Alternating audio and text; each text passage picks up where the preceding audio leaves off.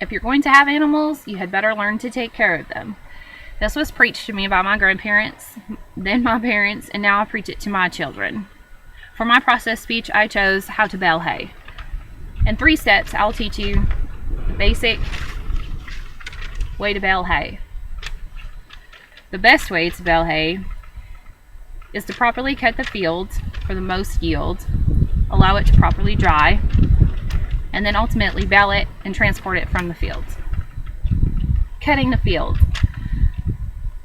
First step in baling hay is to get it cut. Every field is different as far as size, shape, and density of growth. You want to generally survey the field for its shape, and when you cut it on the longest edge possible. So if you had a rectangular field, as the one behind me is, it's deeper than it is wide. You can tell by the growth in the background that where it's been cut, it's lighter, and where it's not, it's darker green still. Because it is deeper, we cut long ways, straight back. This keeps from turning the farm equipment and tractors so much back and forth on the short side.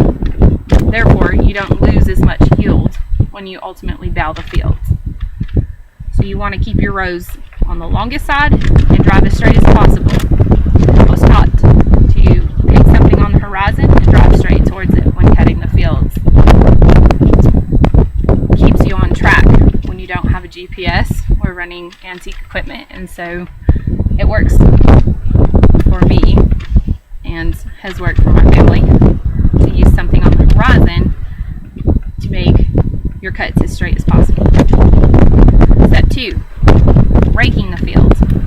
This is important in drying the product that you have cut. Just like when you mow your yard, when you cut the grass, it's very damp.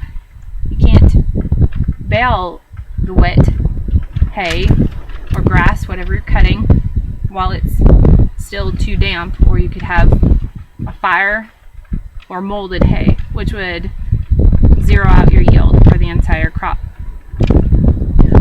So we run a rake. After the product has been cut, you would take a rake the hay over. Therefore, the wet underside would then be spun up to the top and the sun could air dry it. Based on the percentages on agricultural.gov, 15 to 18% moisture is the optimum humidity or moisture level for baling the hay. My grandfather and dad still use their age-old test of going out to the cut fields after it's been raked over once, and if they snap it and it breaks clean, then they say it's ready to bale.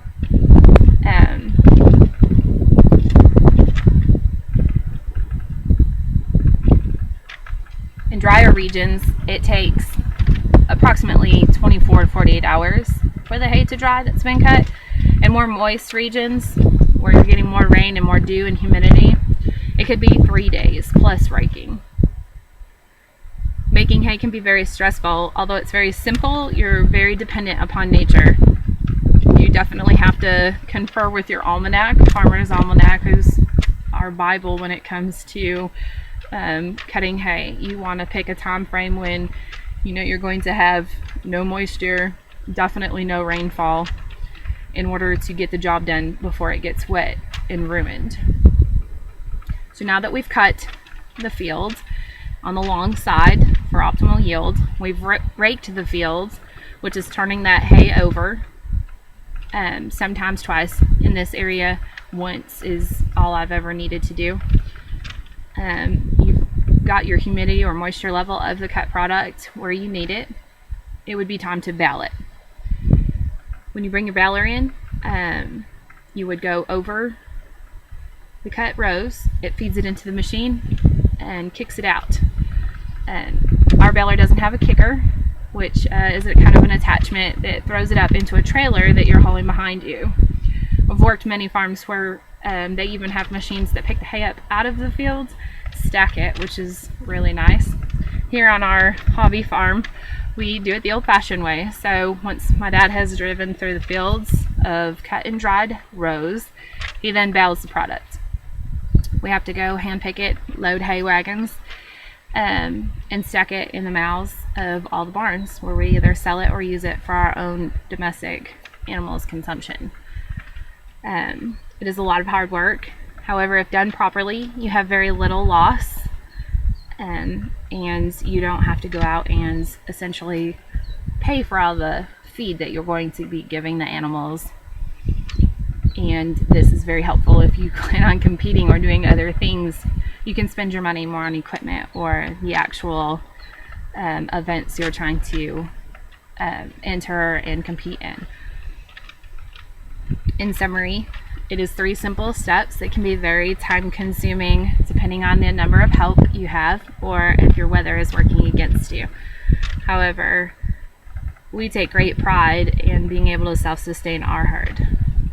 I hope that you have learned something or found this helpful in some fashion that you could use for yourself.